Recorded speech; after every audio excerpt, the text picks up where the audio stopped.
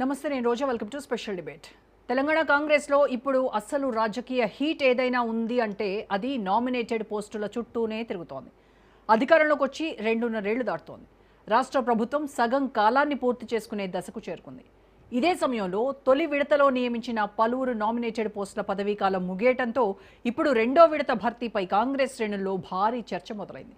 అధికారం వచ్చినప్పుడు పార్టీ కోసం కష్టపడిన వారికి అవకాశాలు వస్తాయని ఆశించిన నేతలు, కార్యకర్తలు ఇప్పుడు తమ టైం వచ్చిందని భావిస్తున్నారు.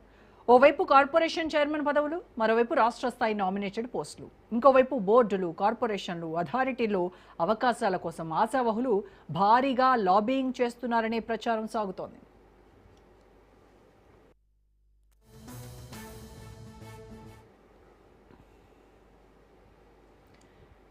ఇదే సమయంలో ముఖ్యమంత్రి రేవంత్ రెడ్డి, పీసీసీ అధ్యక్షుడు మహేష్ కుమార్ గౌడ్, తెలంగాణ కాంగ్రెస్ ఇన్ఛార్జ్ మీనాక్షి నటరాజన్ మధ్య జరిగిన సమన్వయ చర్చలు రాజకీయంగా ప్రాధాన్యత సంతరించుకున్నాయి. పార్టీ, ప్రభుత్వం మధ్య సమతుల్యత ఎలా ఉండాలి, ఎవరికి అవకాశాలు ఇవ్వాలి అన్న అంశాలపై చర్చలు జరిగినట్టు రాజకీయ వర్గాలు భావిస్తున్నాయి. అయితే అసలు సమస్య పదవుల భర్తీ కాదు, పదవులు ఎవరికి ఇవ్వాలి, పోస్టులు ఎవరికి దక్కుతాయి అన్నదే కాంగ్రెస్లో ఇప్పుడు హాట్ టాపిక్. ఎన్నికల్లో పనిచేసిన పాత కాంగ్రెస్ నేతలకా, పార్టీ అధికారంలోకి రావడానికి కీలక పాత్ర పోషించిన కొత్త నేతలకా, లేక రాజకీయ సమీకరణాలు, సామాజిక వర్గాల లెక్కలు, ప్రాంతీయ సమతుల్యత ఆధారంగా పోస్టులు పంచుతారా అన్న ప్రశ్నలు వినిపిస్తున్నాయి.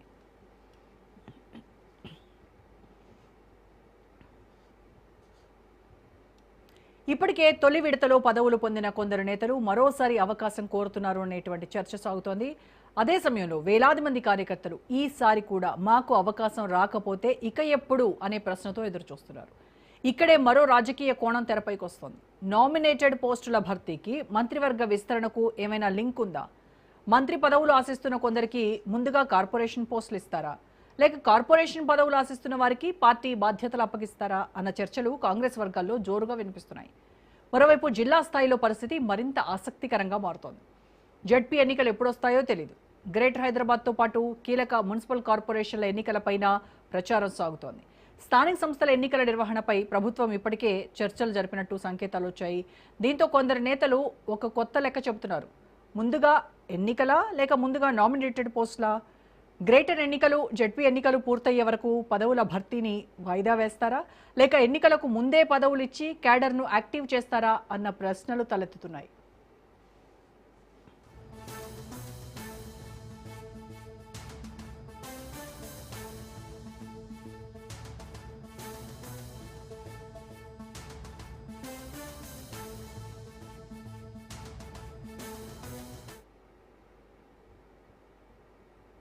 ఇక కాంగ్రెస్కు ఎప్పటి నుంచో ఉన్న మరో సవాల్ గ్రూప్ పాలిటిక్స్. అధికారంలోకి వచ్చిన తర్వాత చాలా వరకు కంట్రోల్లో కనిపించిన గ్రూప్ వార్ ఇప్పుడు పదవుల అంశంతో మళ్లీ బయటపడే అవకాశం ఉందా? మంత్రి మధ్య, మంత్రి ఎమ్మెల్యే మధ్య, ఎమ్మెల్యే క్యాడర్ మధ్య అసంతృప్తులు మరింత పెరుగుతాయా? కొన్ని నియోజకవర్గాల్లో నిధుల కేటాయింపులు, అభివృద్ధి పనులపై ఇప్పటికే అసంతృప్తి ఉందనే ప్రచారం జరుగుతోంది. కొంతమంది ఎమ్మెల్యేలు తమకు సరైన ప్రాధాన్యం దక్కడం లేదని భావిస్తున్నారనేటువంటి చర్చ కూడా వినిపిస్తోంది. ఇలాంటి సమయంలో నామినేటెడ్ పోస్టుల పంపిణీ సమతుల్యంగా జరగకపోతే అది కొత్త రాజకీయ తలనొప్పిగా మారుతుందా అన్నది ఇప్పుడు ఆసక్తికరంగా మారింది.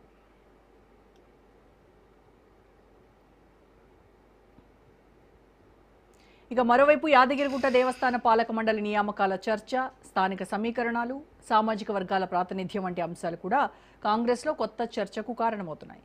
ఇదంతా చూస్తుంటే నామినేటెడ్ పోస్టుల భర్తీ అనేది కేవలం నియామకాల ప్రక్రియ కాదు, 2028 ఎన్నికలకు ముందు కాంగ్రెస్లో పవర్ సెంటర్ సమీకరణాలను నిర్ణయించే అతిపెద్ద రాజకీయ పరీక్షగా మారబోతోందా?